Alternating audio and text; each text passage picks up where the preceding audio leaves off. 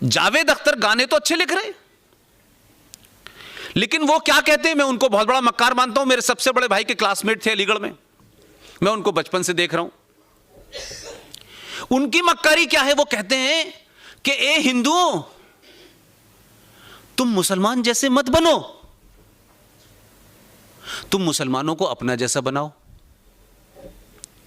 तो आप क्या कर रहे हैं? कुछ काम आप भी लेंगे कि नहीं लेंगे? आपकी जिम्मेदारी है कि नहीं है? आप अपनी बीवी को, वैसे ये कोई निजी टिप्पणी नहीं है क्योंकि सार्वजनिक टिप्पणी की है इसलिए मैं बोल रहा हूं, उनकी बीवी भारत के सिनेमा जगत की बहुत बड़ी हीरोइन रही। कोई ऐसा नहीं था कि उनकी मूवी देखने के लिए पाकिस्तान से मुसलमान टिकट लेके आते थे और हिंदू नहीं जाते थे। इसी देश के लोगों ने बड़ा बनाया उनको, कई अवार्ड मिले उनको, लोगों ने सर पे बिठाया। भारत के राष्ट्रपति का जो एक खास कोटा होता है कि दानिश्वर लोगों को, आर्टिस्ट लोगों को राज्यसभा में नॉमिनेट करते हैं, उसमें नॉमिनेट भी रही वो।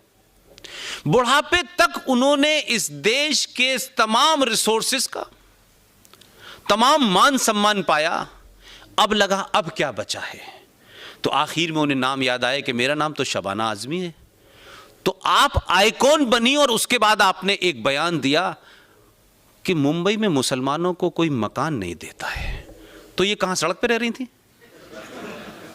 ये जो मक्कारी है सैयद हामिद अंसारी से लेकर के शबाना आजमी तक, और अब तो एक नया चलन चला है कि 2015 में कुछ लोगों को डर लगा कि भाई डर लगता है, अब तो अपनी बीवी से बेडरूम में कहते हैं सुबह ही निकल चलना है यहां से।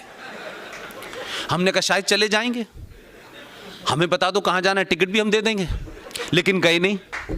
डर लगा कर का मतलब नहीं था, आप इस देश के युवाओं के आइकॉन बने और उस आइकॉन करने के बाद आपने इस भारत की सभ्यता और भारत के संविधान और भारत के 90 करोड़ हिंदुओं के ऊपर दाग लगाने में 2 मिनट नहीं लगाए कि हमें डर लगता है क्योंकि हिंदू जो है आक्रामक हो गया है, हिंदू इंटॉलरेंट हो गया है। शर्म आनी चाहिए उन लोगों को जो अपने किसी पॉलिटिकल एजेंडे के तहत, अपने किसी आका को खुश करने के तहत उनको डर की बात कही और इस देश में आपने एक 90% मेजॉरिटी के ऊपर सवाल खड़ा किया। वो अभी डर खत्म नहीं हुआ था।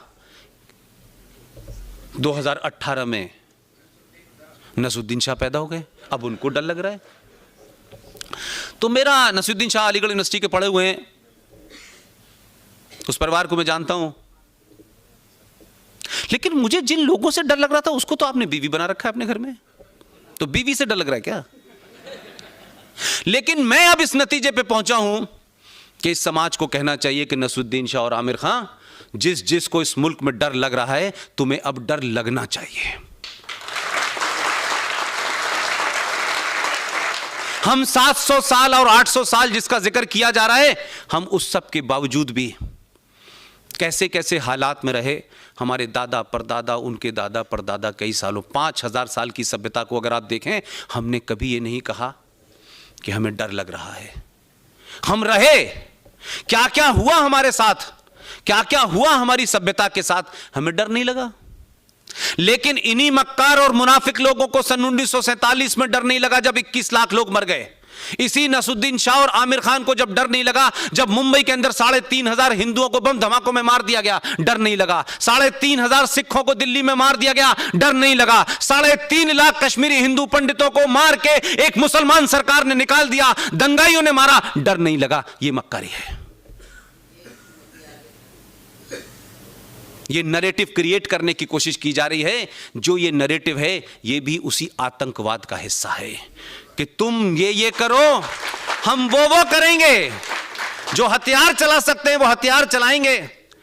जो समाज में आइकॉन हैं वो डर पैदा करके उस पंचर जोड़ने वाले मुसलमान को डराएंगे कि तुम कल से पंचर मत जोड़ना, और हाथ में जो रिंच और पाना है उससे 2 लोगों को मार दोगे तभी तुम जीवित रह पाओगे।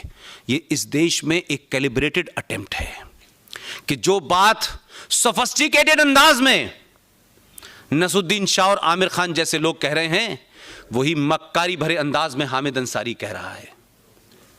वही इस देश में 3 जज निकल गए उनके रिटायर होने के बाद के। आप भाषण पढ़ेंगे आपको लगेगा इनको चीफ जस्टिस बना के इस देश ने एहसान नहीं किया, ये एहसान फरामोश निकले। इसलिए जिस जिस मानसिकता से आप लड़ रहे हैं उसको समझने की जरूरत है। और अपने अंदर जो आपके लोगों ने इंजेक्शन लगा लगा के, भाईचारा, भाई वो हैं, चारा आप हैं, बने रहिए।